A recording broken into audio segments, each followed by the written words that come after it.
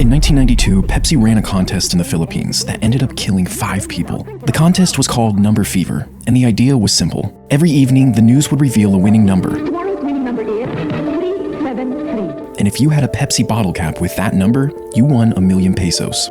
Now, $1 million pesos in 1992 was life-changing for the average Filipino.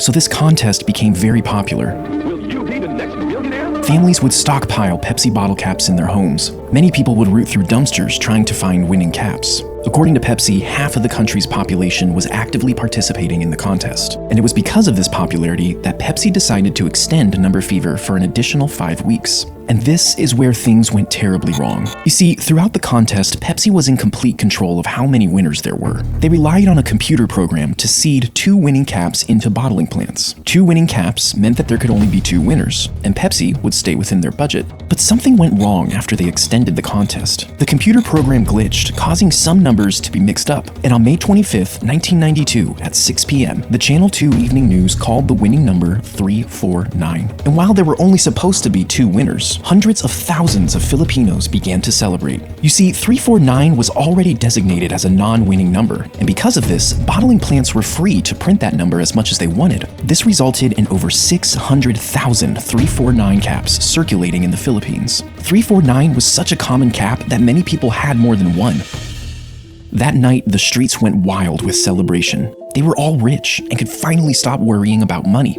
Hundreds of people rushed to the Pepsi factory with their winning caps. It soon had to be shut down and guarded by police. The company quickly realized that they had messed up big time. Pepsi executives had a meeting in the middle of the night to try and come up with a solution. It would have cost them tens of billions of dollars to honor each winning cap. So instead, they put the blame on the computer and offered 500 pesos for each winning cap. Now, 500 pesos was only around $18. This was 0.05% of the original prize. And while some took them up on this offer, most refused and became even more angry. They didn't care about some computer error. Pepsi was a multi-billion-dollar corporation. In their eyes, they had to honor the full prize amount. But Pepsi didn't budge, and violent protests and riots broke out, ultimately leaving 5 people dead and dozens injured. 349 winners stormed the Pepsi factories, throwing Molotov cocktails into the windows and bombing Pepsi trucks that drove by.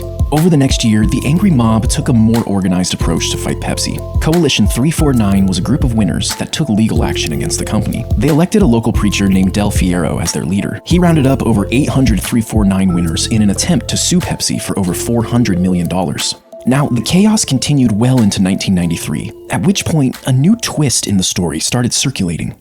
Old newspaper headlines suggested that Pepsi was somehow responsible for bombing their own trucks. These headlines were based on a testimony from a police officer. He alleged that in order to paint Coalition 349 as terrorists and damage their position in court, Pepsi hired mercenaries to infiltrate these groups and cause the riots. More testimonies surfaced of people claiming that Pepsi had paid them to start trouble and cause mayhem. A Pepsi lawyer quickly denied the allegations, and that was basically the end of it. In 1993, the court finally put an arrest warrant out for 9 Pepsi executives. This was a huge win for Coalition 349, but unfortunately, it was one of their only.